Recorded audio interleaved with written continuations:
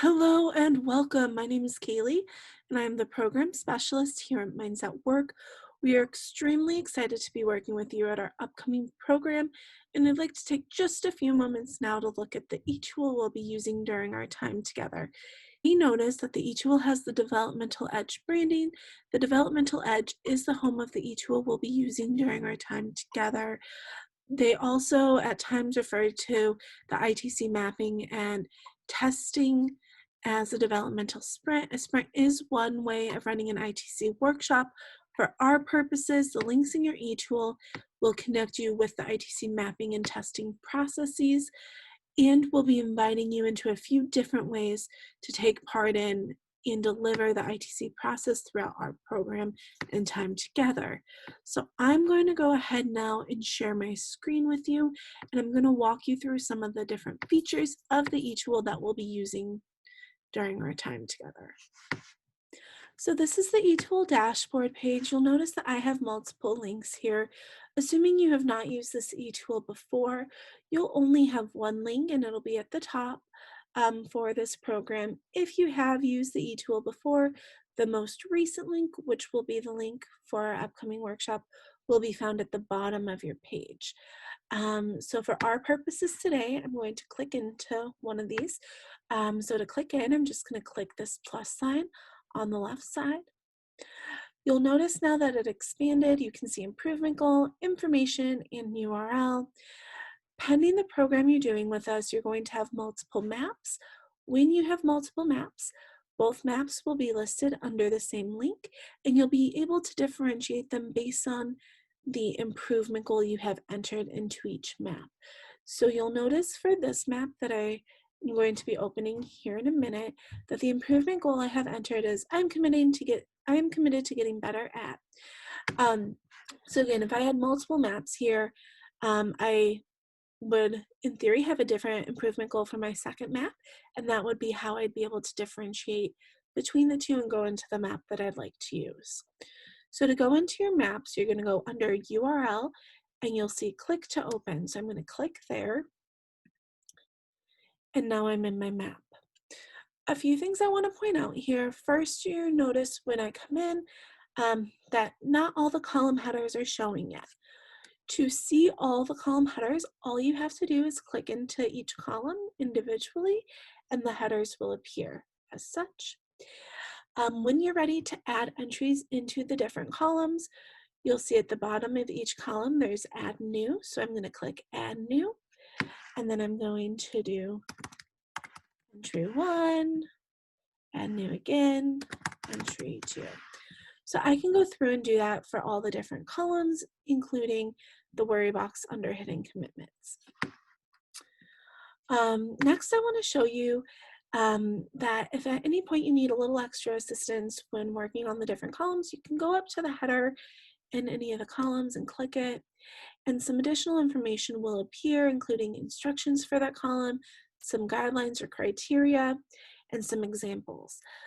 So again, if at any point you would like some extra support and get a little stuck, we encourage you to click those headers and you'll see, again, instructions, some guidelines or criteria, and examples for each column. Next, I want to point out that if at any point you've entered entries into all these columns and something doesn't feel relevant anymore, or maybe is out of place and you'd like to remove it from under that column, all you have to do is go and hover over that entry and you'll see a little trash can appear on the right side. If you click that, it'll ask you, do you want to delete this item? And in this case, I do, so I'm going to delete it. If I didn't want to delete it, I would, again, click that trash can. Do you want to delete it? No. And you'll see it's still there. So there are just a couple other features here that I want to point out to you. And I'm going to go under big assumptions to do this. So I'm going to enter a few entries here. So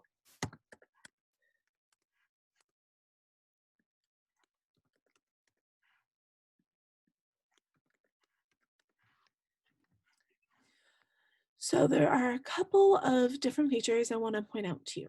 First, I want to show you that you can adjust the positioning of entries in your columns. We find this can sometimes be particularly useful for the big assumptions as you're going through them. Once you find the one that feels most powerful to you, to bring it to the top. So if I wanted to do that, and I'm going to use the third entry I have, I'm just going to click it, and then I'm going to be able to drag it to the top. So now what was first my third entry is now my first entry. And again, if then I felt like this wasn't really where it placed and I wanted this one at the top instead, I can drag that one to the top as well. So you can do that. The next thing I want to point out to you is how you can get to experimenting or testing your big assumption. And there are two ways to do that. The first way is to go in and test and click the tester beaker. So to see the tester beaker, you're going to go in and hover over one of your assumptions, and on the right above the trash can, you'll see that tester beaker. So if I click there, you'll see that this whole new test design and experiment designing section has appeared. If it does not appear for you right away, it may just be that you need to scroll over in your page. So to do that, you'd go to the bottom of your page, and I'm going to scroll the way to the left first. So see, now I'm here, I see my map. I don't really see that. So to see it, the test design, I'm just going to scroll to the right. So there's the test design. You'll notice that there prompts you with what to enter for your experiment, and then when you're ready to debrief, what to enter there as well. It'll also list your big assumption at the top, so you know exactly what assumption you're designing a test for. And if at any point you want to close your test area, all you have to do is go and hover back over the assumption for the test you're designing, and you'll see the tester beaker, and you'll click it again, and now it's closed. So if I want to open it, tester beaker, it's open, close it, tester beaker, it's closed. I can also get to my test design area by going up to big assumptions in the top and then selecting the assumption I want to test. So I was testing assumption 2, so now it's open again, and again, if I want to close it, I can go to the tester beaker, and it's no longer showing.